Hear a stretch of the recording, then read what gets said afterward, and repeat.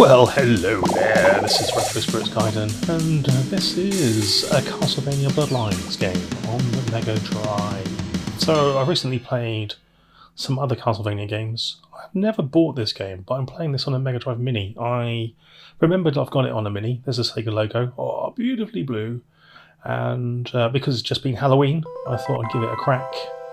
I have played this a little bit before. I wasn't immediately a fan of it. I don't think I gave it much of a chance, so that's what I'm doing now. I'm going to play it and we're going to chat. Looks like Dracula is blue there. He's a corpse, isn't he? I guess. He's got a I suppose that's his love interest. She's also blue. She's got massively long green hair. We've got some music here, which is taking advantage of the Mega Drive's reverb, by the sounds of it. All lovely. And there's a guy there who is having trouble with a bit of string, and another guy who is like, smell my fingers. Cheese. It's like, smell the cheese. He's going to cheese punch you. These are the protagonists, antagonists, squaring off, and here's the logo. It's like a pool of blood. That's creepy. Yeah, like I say, I've not given this much of a chance, and it's not a game that I'm ever gonna buy because it's like £200. The PAL version's a little bit cheaper than the Japanese version, which I think is called Vampire Killer. He says with questioning tone, but got John Morris and Eric Lacard. John Morris was born in Texas in the USA, where all the best vampire hunters are born. Ruins of the Castle Dracula in Romania. Lovely. So, I do know that this is a Castlevania game, so you're walking from left to right, probably hitting bats and zombies, with a whip which powers up twice. We all played Castlevania before, we know. Oh, we've got like an intro, a bit like Castlevania 4. Music not quite as nice. So here we go. So, my immediate impressions of this game were, I'd say, unfavourable. I didn't like the graphics much. The music is fine. The gameplay seems very stilted. The animation's not really all that. It seemed limited compared to Castlevania 4, which was why I didn't give it much of a chance. But I do know this game has its fans. Blood on the floor. Blood on the red carpet. Luckily it's a red carpet, so you can't see that blood. These zombies do have animation of a sort. So yes, I'm hitting things. It's all very Castlevania-y. I suppose this is quite like the original NES version in terms of its features. As I've played this, there are a couple of things that I hadn't noticed before. Like, you can power up your whip with a specific like an orb thing, but that only lasts for a little time. I don't know if it's time limited or attack limited. And is this map the same as the NES one, this initial room? I don't know, because I don't know the NES one very much, but it seems very familiar. And the guy with the staff can do some sort of charge power thing. The mirror there kills everything on the screen. We've got large enemy sprites, I will give it that. Like these waterborne lizard people. Fishmen? They're quite sizable, aren't they? They're kind of bigger than the equivalent on the SNES or the PC Engine. I find this game pretty hard, and there's really no way to kind of choose your way through the game as far as I can see, because you do have to learn where everything kind of appears and the ways you're going to kill it. Yeah, I mean, the end of the next level has 3 bosses in a row, and it's not even the end of the level at that point, and well, that annoyed me. I do like the size of these fishmen, that's kind of cool. So there's lots of sprites flying about. Oh, the other thing you can do is you can press up and your special weapon, and it will create a super version of your special weapon, a bit like Dracula X on the PC Engine. So yes, Having spent some extra time with this game now on the old Mega Drive Mini, and I'm sure it's pretty much, 95% what the actual Mega Drive game is like, barring, I don't know, sort of slight lag or sound emulation inaccuracies, etc. It's pretty much there, I would say. I would not pay 200 quid for this. If I was going to rank it against the Castlevania games I actually own, it would be in last place. I even prefer Dracula XX on the Super Famicom to this, which is called Vampire's Kiss.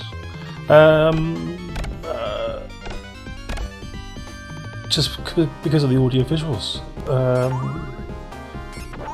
As though it's a very similar sort of game. Yeah. I know people love this game. I'm not quite sure what it is. What it is that people enjoy about this version of Castlevania. The bosses are quite nice, I'll give it that. I mean, they're quite big. This one's got like fiery breath, which is panic-inducing. And he whistles like a steam train. Oh, that's what happens with werewolves in this world. They actually sound like steam trains. The Mega Drive sound chip there, not being used to its full effect, but the music's kind of groovy. So it shattered the windows and sort of made the glass fall on me. But he's milking an invisible cow. The main character's idle animation's a bit weird. These skeletons are big and chunky. I like what they've done with the size of the enemies. Just your main character sprite is a bit weak, and the way he climbs stairs is hilarious. Kind of, it's almost like the person who animated it had never walked up any stairs before. They've only used escalators, so it was crazy to them to walk upstairs. So they make your character kind of just freak out. It's like he's doing the twist. Some of the enemy patterns in this are annoying. The skeletons just jump on you randomly, which is infuriating. I don't like that very much. Yeah, so sort of typical Castlevania. Some of it's sort of cheap looking, some of it's cool. Just trying to think. Did it say 1994 on the title screen? So this possibly came out the same year as, or the year before, potentially Symphony of the Night. So that's interesting, because Symphony of the Night is like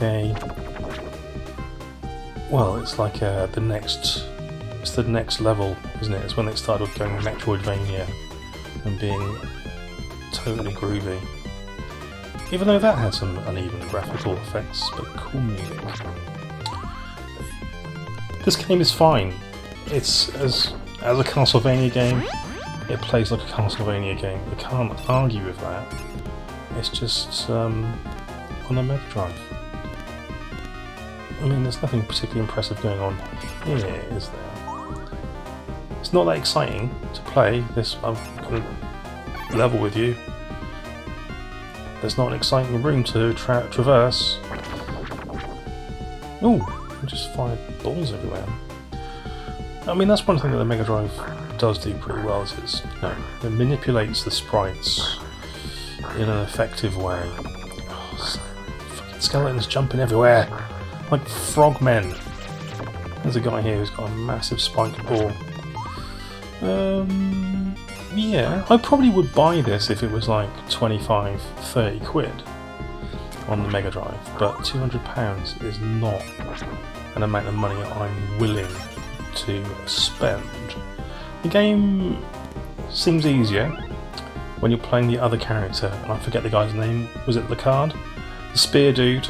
The game seems easier with the Spear Dude, and I don't know if that's just the way I play it, whether it's actually designed that way, but I find it easier to hit things with the spear than this whip. And look at these skelly snake things. It's pretty impressive. I mean, I like that, but the moon in the background could have been drawn a bit nicer. That's all I'm saying. As a bit of a part-time pixel artist myself, I could have drawn that better. It's not even round. Anyway, here's a boss. The bosses are, as far as I can tell, and I haven't got that far into it because it's too bloody hard, like a collection of animated sprites. Look how many sprites make up this dude. He's just completely made from, I don't know, like, how many sprites is he? He's probably like 20 or 30 sprites, look. All animated in a crazy kind of treasury way. Lovely stuff. He blends into the background a bit though, because everything's quite dark on the screen. Tries to boot me in the nuts there. Cheeky mother fudger. Oh, he's trotting across the screen. Right, I've killed him. I've killed him. And now I'm milking that invisible cow again. It's like my whole body's being compressed. My chest is being compressed into my pelvis. I don't know, that's a weird animation. Nice music. Okay. Well, that's Bloodlines. Are there any super fans of Bloodlines out there? Anybody who's paid 200 quid for a copy? If you have, let me know. Let me know what makes this the ultimate Castlevania game in your eyes, because we don't have any clever stuff in here like Castlevania 4 with the whip swinging things. We have plenty of sprites flying about. I'll give it that. We've got like a reflective kind of screen thing going on here, which, Konami have pushed the boat out there somewhat, even though I believe I've seen that in Rocket Knight, so they've borrowed that bit of code from Rocket Knight there. See, everything in this game just immediately jumps in your head, be it Minotaur, Skeleton or Crow. It will just come straight at you, like Cleopatra coming at you. That's a pretty piss-poor 90s reference for those in the UK. But the Minotaurs here, yeah, they just want to stamp on your head. I mean, reflecting thing, that's it's a nice effect, I guess. But the background, like I'm talking about the far background here, the sun, it's not particularly well drawn, is it?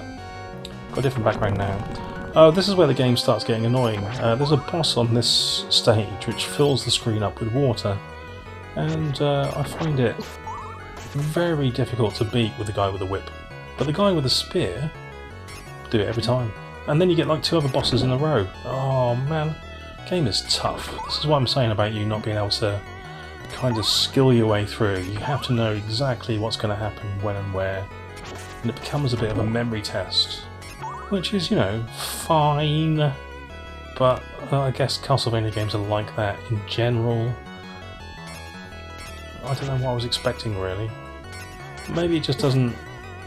I think maybe the cost of it, in terms of like buying a copy these days, doesn't really meet my expectations for what a 200 quid game should be. And that's probably more of a problem of scarcity than the quality of the game itself. It's probably a fairly decent game. Well, I know it is, because I'm playing it here. It's a decent game, it's just not 200 quid's worth of game. Music's jaunty, I'll give it that. Do like the music. Seems to be a staple of Castlevania games, cool music. See this prick? He just keeps disappearing, look. Can't get him. Can't get him with a whip. Can't get him with the super axes. But if I had a guy with a spear, he'd just jab him in the balls. He's gonna drown me, isn't he? Because I'm just not gonna get him. I think you have to hit him like 12 times or something stupid. Yeah, it's irritating. Okay, well, at the end of this video I play a little bit with Lacard, so people who like the spear guy can see how I fare with him against these bosses. I do a little bit better, that's all well and good. But immediately after this section, there's another water section, which I didn't get past, because it didn't refill my energy, there was nothing to give me energy back, and then it's got Medusa heads, and anybody who plays Castlevania will know Medusa heads mean pain. So there we go, that's Castlevania Bloodlines. It's decent, not worth 200 quid. I'm glad I got it on a Megadrive Mini, rather than, an actual copy of it. That's all good. I'll probably play it a little bit more, but it's far from my favourite Castlevania, and I'll leave it at that. Alright then, ta-ra!